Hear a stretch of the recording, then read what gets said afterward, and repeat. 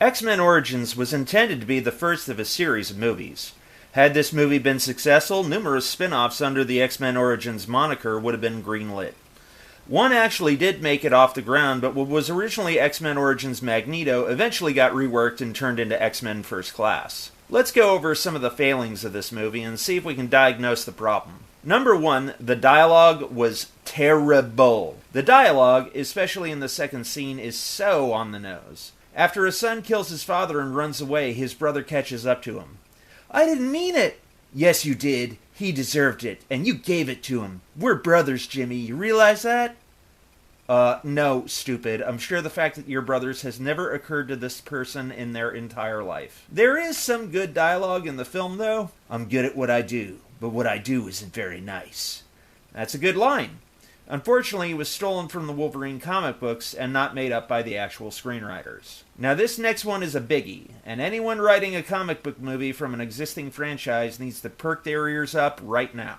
The movie was not comic book accurate. In the movie, they give Deadpool powers he doesn't have, and his final outfit resembles nothing like it was in the comics.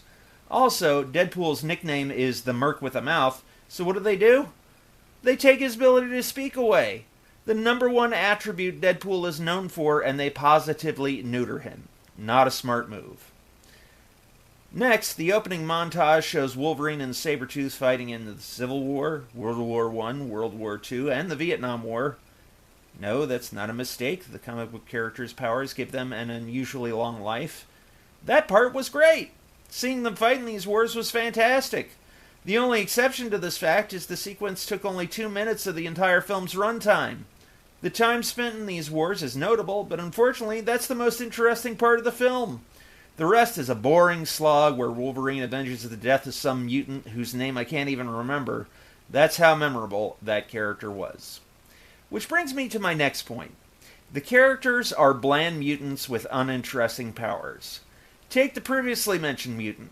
All this character does is make an elevator go up and receive an order from command telepathically. That's it. Blob? He's basically fat. Comic book fans adore Sabretooth, but aside from being bloodthirsty and having the nails of a bag lady, there's not really much to this character at all. The character of Agent Zero is also boring as hell. What's his power? He never misses. What interesting stuff can you do with a character who never misses? Well, X-Men Origins proves not much. The acting in this film, aside from Hugh Jackman, is terrible. Will.i.am is in it, and he is laughably bad. The kid that plays Logan in the beginning, also bad. The guy playing Gambit, who is a Cajun from New Orleans, doesn't pull off a convincing accent. Throughout the entire movie, I kept asking myself, has this actor ever actually heard a Cajun accent before? Another big comic book to movie kerfuffle is this.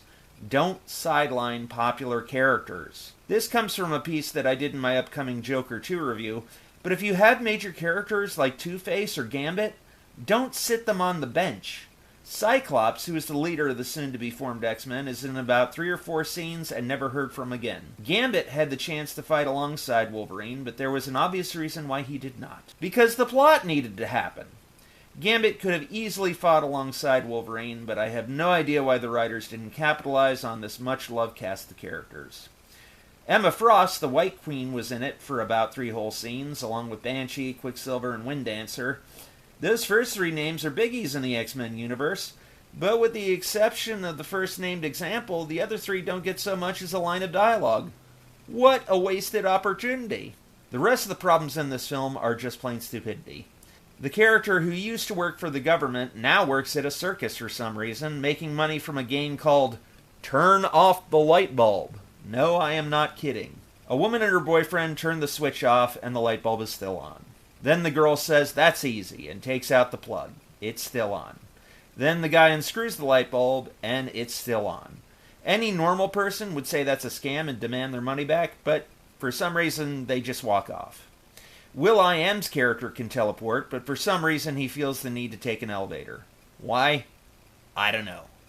The character Colonel Stryker has plans to shoot Wolverine in the head to wipe his memory, despite the fact Wolverine has an impenetrable skeleton, and Wolverine's villainous girlfriend, who has hypnosis powers, could have easily used her hypnosis powers to wipe his memory, all done and dusted.